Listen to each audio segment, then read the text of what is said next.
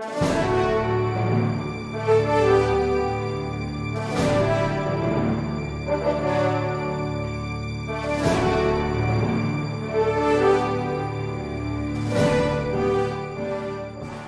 else, Majority Floor Leader? Yes, Mr. President, just two small items.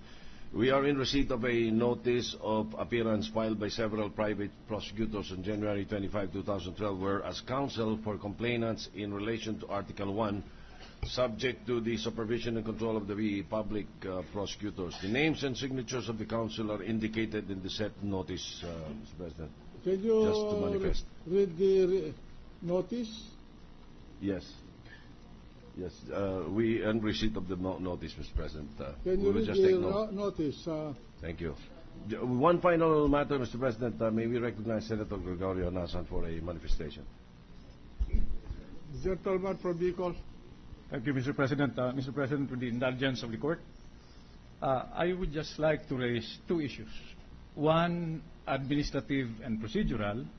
The other, a matter of principle as it relates to the procedures.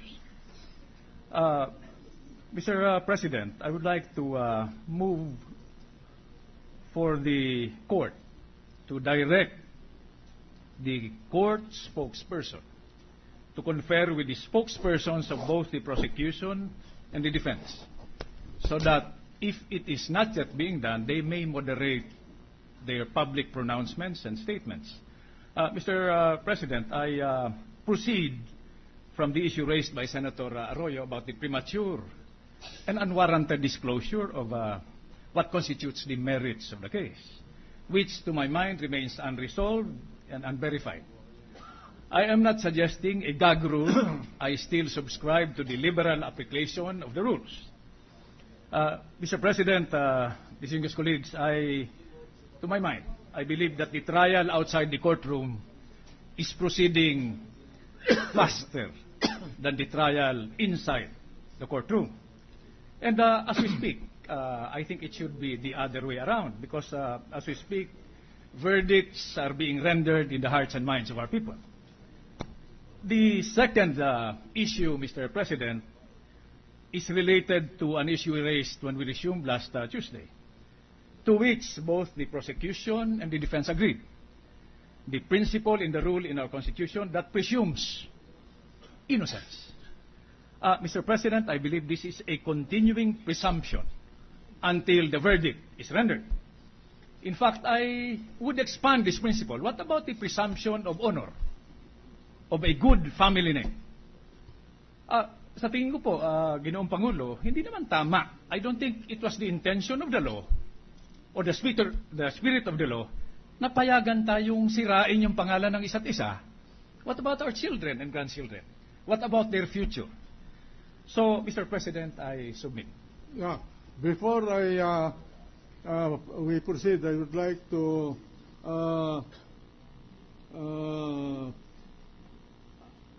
state that the chair approves and grants the motion of the prosecution to withdraw the request for subpoena duces tecum against the banks filed by them previously. So ordered. Now, there is this request by certain private lawyers to appear for the prosecution. Are they authorized to represent the prosecution, or are they appearing here in their private capacities to participate in the proceeding, and are they asking the leave of this court? I signed that request, Your Honor, So it is as a part of the House Panel of Prosecution under our direct control and It is supervision. upon the behest of the panel of prosecutors, House prosecutors, that this request is requested. And it is specific that they will act as private prosecutors for a particular article in the impeachment So complaint. you want these people to assist you? Yes, All Mr. right. President. Granted. There's we heard earlier that the defense reserved the right to continue their cross-examination of the witness, and I was just informed by the witness, Your Honors, and I would like to inform the defense and this honorable body that next week she'll be out for 1 week from Monday until the following Monday because of official, I think it's official, out of the country official business. So I just want to inform the honorable tribunal. The defense counsel may consider postponing his cross-examination upon the return of this witness. We have no objection, if Your Honor, please. Why we were not able to terminate is because they have not announced that they are terminating the direct. Yes.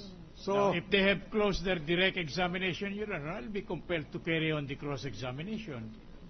So, it is on that basis, Your Honor.